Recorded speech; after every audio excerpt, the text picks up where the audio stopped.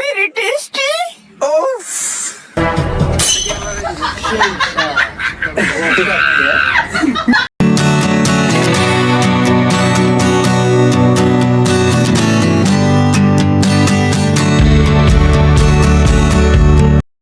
সমোসা খেতে খেতে চলুন দেখে আসা যাক আমাদের কর্মকাণ্ড।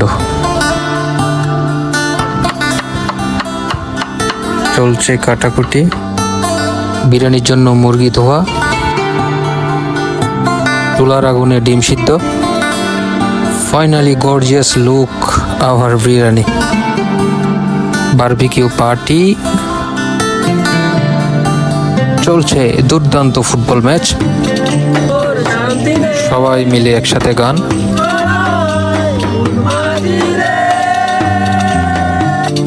মন মাতানো ডান্স, সবাই মিলে ডান্স। আরো ছিল কুইজ প্রতিযোগিতা।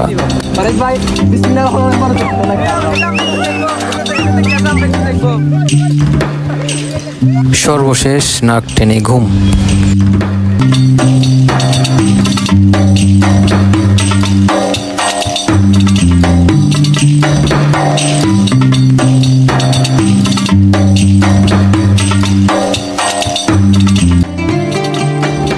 সকাল 9:30 বের হয়ে গেলাম মাঝিরচর যাওয়ার উদ্দেশ্যে।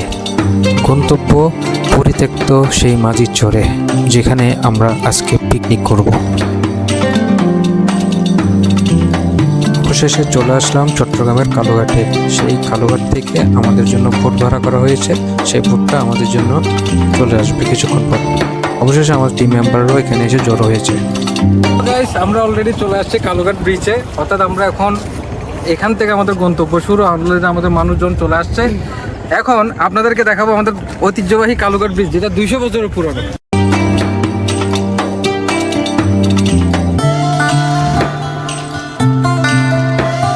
দেখেন আমাদের অলরেডি বোট চলে আসছে, সবাই আমাদের জন্য অপেক্ষা করছে। আপনাদেরকে আজকে দেখাবো আমরা এই কালুঘাট ব্রিজ থেকে কিভাবে আমরা ওই যেখানে একটা লেকের মতো আছে ওখানে কিভাবে যাবেন। এখানে খুবই একটা আনকমন একটা জায়গা, সেখানে আপনাদের সাথে দেখা হবে। চলুন।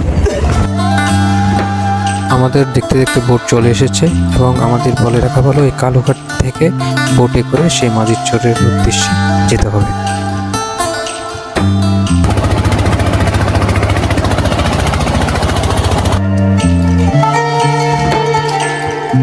আপনারা যদি আমাদের মতো পিকনিকে যেতে চান মাঝিরচরে, তাহলে অবশ্যই ভিডিও ডিসক্রিপশন চেক করবেন।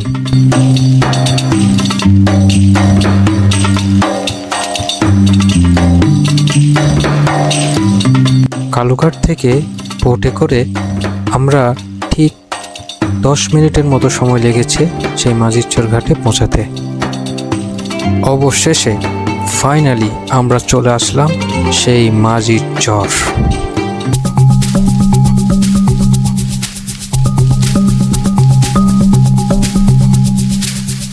একটু ভয়ঙ্কর মনে হলেও বাস্তবে পরিবেশটা অনেক শান্ত এবং নিরিবিলি এবং সুন্দরে ভরপুর। যে ঘরগুলো দেখতে পাচ্ছেন আপনারা, সেগুলো একটা সময় বিভিন্ন বাহিনীর ক্যাম্প ছিল।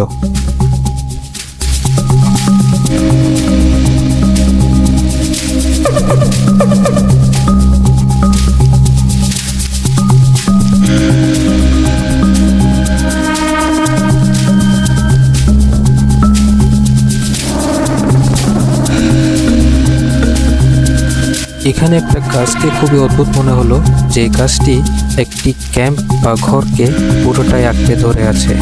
খুবই অদ্ভুত একটি গাছ।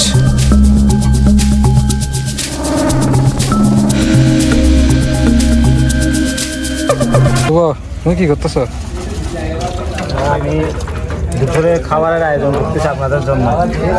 আমরা অলমোস্ট যেহেতু সবার যেতে একটু লেট হয়ে গিয়েছিল, তখন আমাদের সকাল 11:30, যার কারণে আমরা গিয়ে মাত্রই সবাই একসাথে একযোগে রান্নার কাজে নেমে পড়েছিলাম।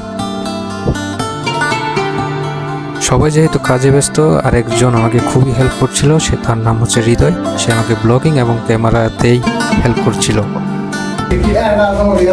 আমাদের এখন ডিম সিদ্ধ করছি আমরা, আপনারা কে কে খাবেন বলেন। ভাই যে ফাস্ট ফুডটা লাগে তোমার অনুভূতি হইলি? খুবই ভালো। খুবই আনন্দিত, খুবই মর্মাহত, খুবই কষ্টকর।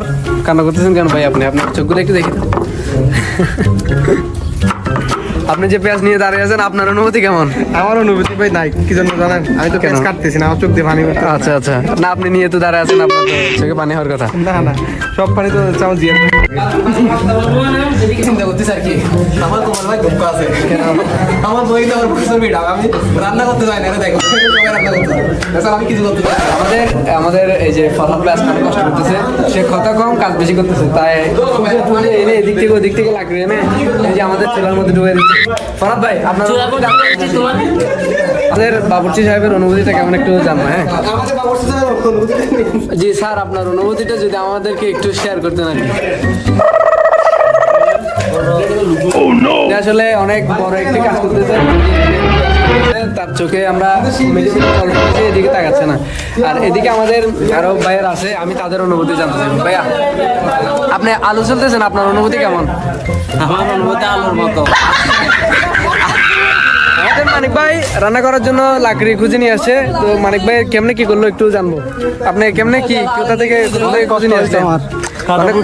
হ্যাঁ, হাতে কাটার ফুটছেন। আচ্ছা আচ্ছা, আর এই যে লাকড়ি নিয়ে আসছে, আপনি কিভাবে কি করলেন, কিভাবে লাকড়ি খুঁজলেন? আমার কাছে তো বলো না, পরিমাণ ব্যথা করতেছে। তাদের মাংসগুলো কাটা শেষ, মাংস পিস করে কাটা আছে। মোটামুটি আপনারা খেতে চাইলে চলে আসেন, কিন্তু মুখ দিয়েন না। আলু কাটার ইন্টারভিউ, আপনার আলু কাটতেছেন যে আপনার কেমন লাগছে? ভেরি এখানে যারা কাজ বেশি করবে তাদেরকে দুইটা, একটা সিঙ্গার একটা সমোসা, যারা কাজ কম করবে শুধুমাত্র তাদেরকে কাটাকাটি করছি এবং লাকড়ি সংগ্রহ করছি, তার মানে কাজ দুই ধরনের নাস্তা। হ্যালো গাইস, আমরা অলরেডি তো চলে আসছি, আপনাদেরকে দেখাচ্ছে আমার মানে আমাদের টিম যথেষ্ট পরিমাণের কিন্তু এখানে হেল্পফুল, সবাই কিন্তু যথেষ্ট পরিমাণের কাজ করছে। সেই ভাগে আপনাদেরকে আমি কিছু জিনিস দেখাতে আসছি। তবে আমি আপনাদেরকে ভিডিওর লোকেশন, আমরা কোন জায়গায় আছি সবগুলো কিন্তু আমার ভিডিওর ডিসক্রিপশনে আপনাদেরকে বলে দিব।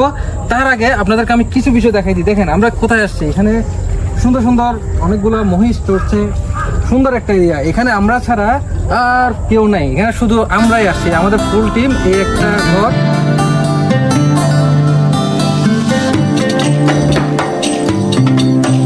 যদি পিছনের দিকে যান তাহলে দেখবেন ওই গাছওয়ালা ঘরটি, যেখানে আপনাদেরকে বলেছিলাম একটি গাছ আঁকড়ে ধরে আছে পুরো একটি ঘরকে।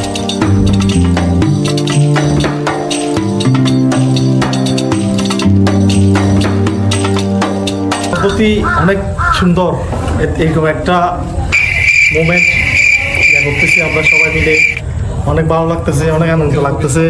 এখন নাস্তা করতেছি, আর আমাদের কিছু বড় ভাইয়েরা আসে নাই, তো তারা এখন আসছে, তারা জায়গা চিনতেছে না, যার কারণে তাদেরকে এখন আমরা রিসিভ করব। আর সাথে ভাইয়া আছে, তো আমি ভাইয়ের পিছনে পিছনে যাব। তবে দেখেন আপনাদেরকে আমি যদি একটু দেখাই, এটা সম্পূর্ণ একটা কর্ণফুলী নদী, আমাদের খুব সুন্দর একটা কর্ণফুলী নদী। এখান থেকে এই নদীটা দিয়ে আপনারা চলে যেতে পারবেন হালদা নদীর দিকে। এদিকে এটা বয়ে চলেছে মূলত হচ্ছে হালদা নদী, অর্থাৎ এটার লাস্ট সেমিনা হচ্ছে একদম কাপ্তাই, যেটা নদী আমরা বলি কাপ্তাই চলে গেছে, এটা রাঙামাটিদের সাথে যুক্ত হয়েছে আর কি। তো দেখতে দেখতে এবং কথা বলতে বলতে আমাদের বিরিয়ানি রান্না হয়ে গিয়েছিল। আমাদের আজকের রান্নাটি করেছে উৎপল, তাকে অসংখ্য ধন্যবাদ তার এত মজাদার একটি খাবার আমাদের উপহার দেওয়ার জন্য।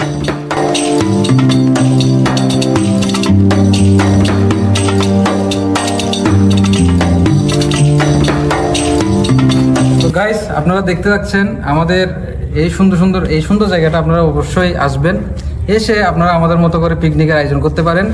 আজকের মতো আপনাদের সামনে থেকে বিদায় নিব, তবে কথা দিতে হবে, আপনারা আমাদের চ্যানেলকে অবশ্যই সাবস্ক্রাইব করতে হবে এবং আমাদের পাশে থাকতে হবে। সেই সাথে আপনাদেরকে আমি একটা কথা দিচ্ছি, আমাদের চট্টগ্রাম হোক বাংলাদেশের যে কোনো প্রান্ত নিয়ে আপনাদেরকে টিপস ট্রিক্স নিয়ে আমাদের এই চ্যানেলটা তৈরি করা। আপনারা আমার পাশে থাকবেন, অবশ্যই আপনাদের সুন্দর ভিডিওগুলো